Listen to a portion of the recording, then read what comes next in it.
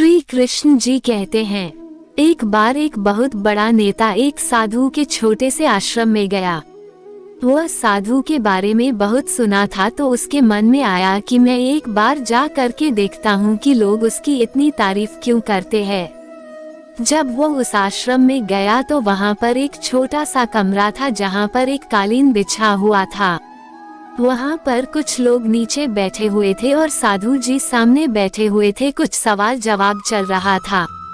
वह नेता उस आश्रम में आया और उस नेता के साथ में 4 बॉडीगार्ड भी थे और उसकी यह आदत थी कि जहाँ पर भी वह जाता था लोग अपनी जगह से खड़े हो जाते थे और उसकी तरफ देखते थे, हाथ जोड़ते थे और सर झुकाते थे।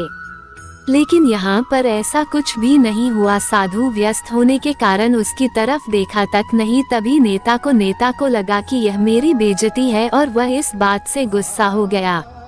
नेता ने थोड़ा गुस्से से साधु की बात को बीच में काटते हुए कहा कि मैं आपसे कुछ कहना चाहता हूँ। साधु ने उसकी तरफ देखा और बोला, आप थोड़ी देर रुकिए, पहले मैं इनके सवाल का जवाब दे दूँ, उसके बाद मैं आपसे बात करता हूँ। तब तक आप अगर चाहे तो आप बैठ सकते हैं। बस साधु का इतना कहने की ही देरी थी। नेता का चेहरा गुस्से से लाल हो गया और फिर उसने अपना सारा गुस्सा उस साधु पर निकाल दिया।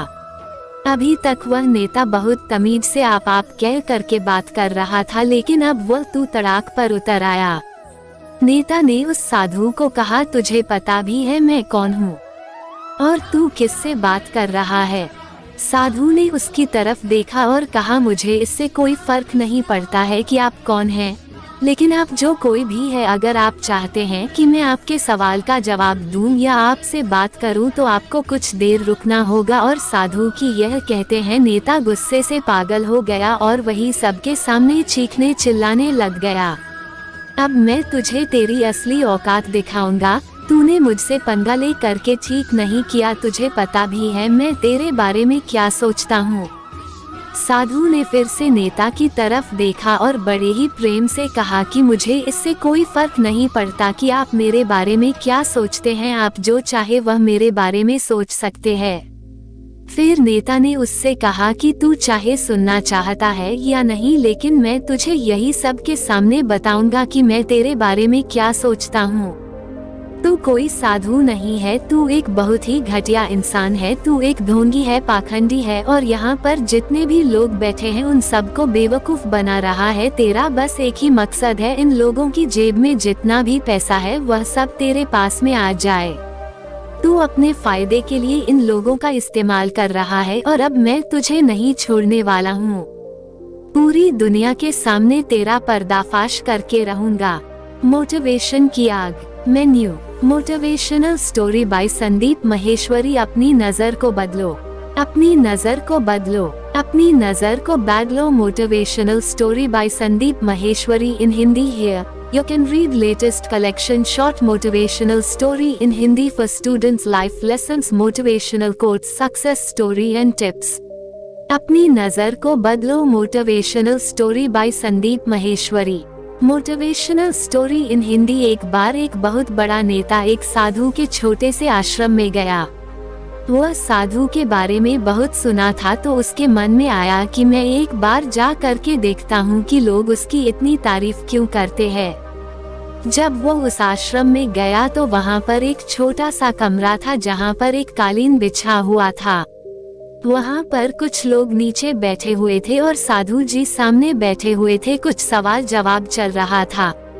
वह नेता उस आश्रम में आया और उस नेता के साथ में 4 बॉडीगार्ड भी थे और उसकी यह आदत थी कि जहाँ पर भी वह जाता था लोग अपनी जगह से खड़े हो जाते थे और उसकी तरफ देखते थे, हाथ जोड़ते थे और सर झुकाते थे। लेकिन यहाँ पर ऐसा कुछ भी नहीं हुआ। साधु व्यस्त होने के कारण उसकी तरफ देखा तक नहीं। तभी नेता को लगा कि यह मेरी बेइज्जती है और वह इस बात से गुस्सा हो गया। नेता ने थोड़ा गुस्से से साधु की बात को बीच में काटते हुए कहा कि मैं आपसे कुछ कहना चाहता हूँ। साधु ने उसकी तरफ देखा और बोला, आप थोड़ी देर रुकिए, पहले मैं इनके सवाल का जवाब दे दूँ, उसके बाद मैं आपसे बात करता हूँ। तब तक आप अगर चाहे तो आप बैठ सकते हैं। बस साधु का इतना कहने की ही देरी थी। नेता का चेहरा गुस्से से लाल हो गया और फिर उसने अपना सारा गुस्सा उस साधु पर निकाल दिया।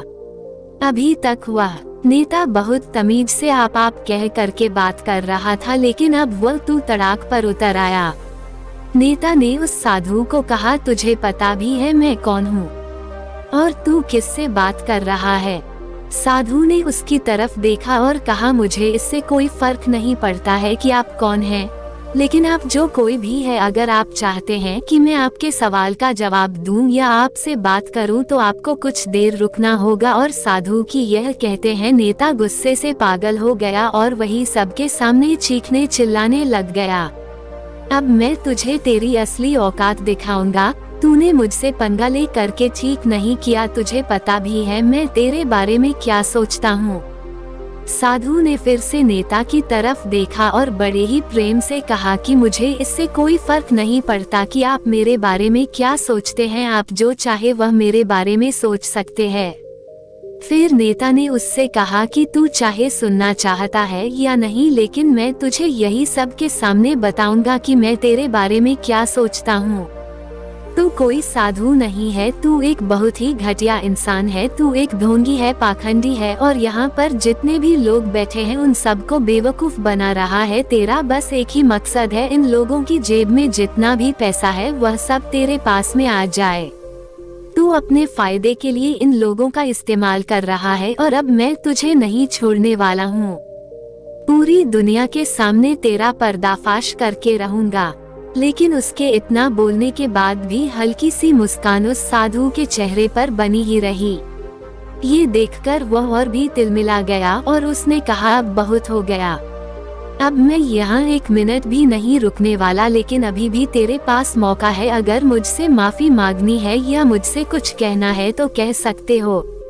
इतना सब होने के बाद भी साधु के चेहरे पर एक मुस्कान थी और वह बिल्कुल शांत था। और फिर उन्होंने अपनी आंखें बंद करी और फिर साधु ने अपनी आंखें खोली, हाथ जोड़े और कहा कि मुझे आपसे कोई गिला शिकवा नहीं है, आपके लिए मेरे मन में कोई भी गलत ख्याल नहीं है। जो भी मेरे बारे में आपने कहा वह आपकी अपनी सोच थी, तो मुझे आप में कोई भी बुराई नजर नहीं आती है। मुझे आप बहुत ही भले इंसान लग रहे हैं। और साधु के इतना कहते ही नेताजी का दिमाग 7वें आसमान पर पहुंच गया। उसके चेहरे पर एक अजीब सी खुशी थी, क्योंकि उस साधु ने वही कहा जो बाकी सब लोग उस नेता को कहते हैं। और वो खुशी खुशी उस आश्रम से अपने घर की तरफ चला गया और जा करके अपने पिताजी के साथ में बैठ गया। उसके पिताजी ध्यान में थे। उन्होंने पूरी जिंदगी सिर्फ लोगों की सेवा करी और बदले में कुछ भी उम्मीद नहीं किया। तो थोड़ी देर बाद जब उन्होंने अपनी आंखें खोली और देखा अपने बेटे को अपने साथ बैठे हुए, तो उनके बेटे के चेहरे पर आज एक अजीब सी खुशी थी जो आज से पहले उन्होंने कभी नहीं देखी थी। फिर उसने एक एक करके सब कुछ बताया कि आज क्या हुआ, किस तरह से वह आश्रम गया और वहाँ पर क्या हुआ, उसने क्या कहा और साधु जी ने क्या कहा। जब उसके पिताजी ने पूरी बात सुनी तो थोड़ा सा मुस्कुराए और अपने बेटे को देख करके बोले कि उन्होंने तुम्हारी तारीफ नहीं करी, क्योंकि उन्होंने वह नहीं कहा कि जो तुम हो, उन्होंने वह कहा कि जो वह खुद है। और तुमने जो भी कुछ उनको कहा वो नहीं कहा कि जो वो है, बल्कि तुमने वह कहा जो तुम खुद हो। यही बात वेदों में भी कही गई है, यथा दृष्टि तथा सृष्टि। ये दुनिया तुम्हें वैसी नहीं दिखती जैसी ये दुनिया है, ये दुनिया वैसी दिखती है तुम्हें जैसे तुम खुद हो। जिसकी नज़र जैसी है उसके लिए ये दुनिया वैसी ही है। तो अगर तुम अपनी दुनिया को बदलना चाहते हो तो उसका सिर्फ एक तरीका है, अपनी नज़र को बदलो।